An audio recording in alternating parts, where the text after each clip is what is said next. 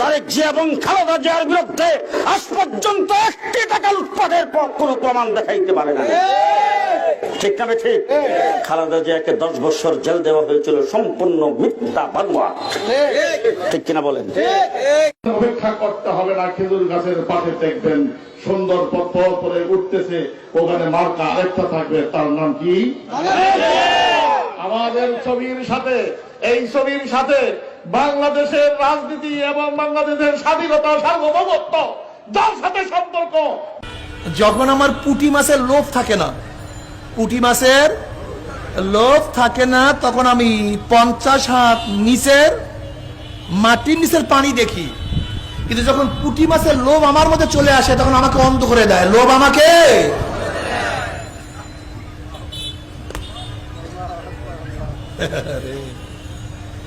হক কি মানুষে বুঝে না? আবু জাহেল হক বুঝতো না। আল্লাহ কি বললেন? ইয়ারিফুনাহু কামা ইয়ারিফুনা আবনাহুম, ইয়ারিফুনাহু কামা ইয়ারিফুনা আবনাহুম। হে নবী, আপনাকে ওরা চেনে যেইভাবে ওরা নিজেদের সন্তানকে চিনে। বাবা নিজের সন্তানকে চিনতে ভুল করে না, কোনটা আমার সন্তান। এইভাবে বেঈমানরা আপনাকে চিনে। আপনি আল্লাহ নবী, আপনি হক নবী, কোনো সন্দেহ নাই। আপনি নবী, আমার প্রদত্ত নবী, আপনার রিসালাতের দায়িত্ব নিয়ে আসছেন, আপনি হক, কোনো সন্দেহ নাই। কিন্তু কেন মানতে পারে না? কারণটা কি? জোরে বলেন।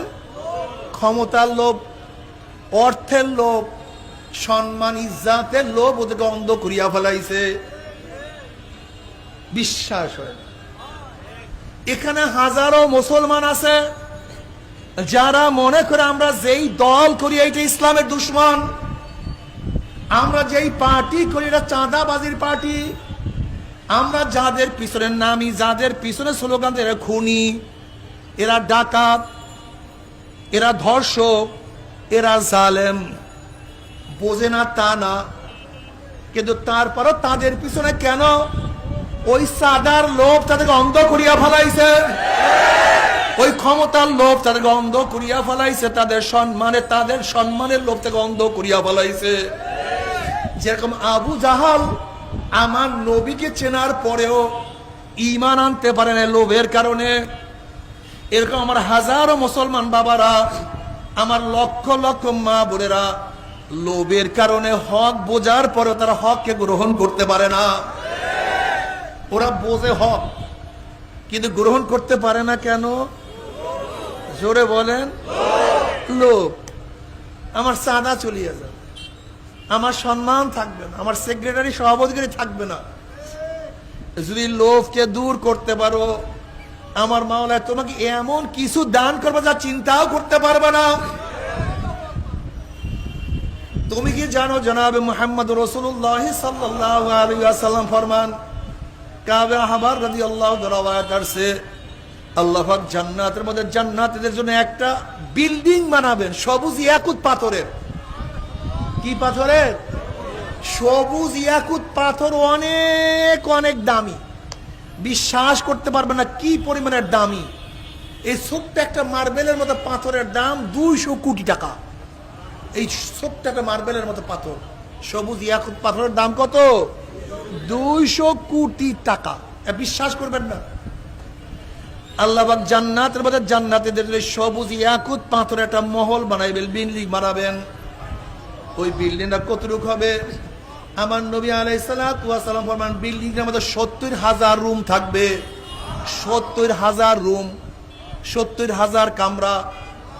আমার নবী আলাইহিস সালাতু ওয়াস সালাম ফরমান, প্রত্যেকটা কামরার মধ্যে 70,000 দরজা থাকবে। ওরে আল্লাহ রে, 70,000 দরজা বিশিষ্ট যে রুমটা, এটা ছোট না বড়? এরকম যে 70,000 রুম বিশিষ্ট বিল্ডিং হয়, আর গোটা বিল্ডিংটা যে সবুজ ইয়াকুত পাথরের হয়, তার দাম কত?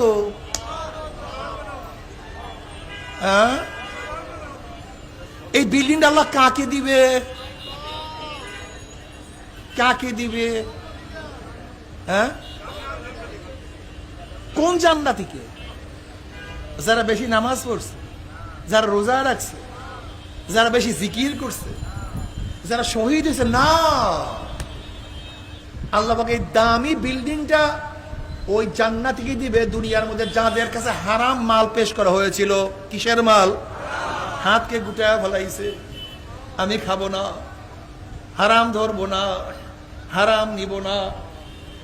এই দুনিয়ার মধ্যে লোভ সংবরণ করার কারণে, যেহেতু দুনিয়ার মধ্যে লোভকে তুমি সংবরণ করছো, এই জন্য আমার মাওলা তার পরিবর্তে জান্নাতের মধ্যে ইয়াকুত পাথরের বিল্ডিংটা দিয়ে দেবেন।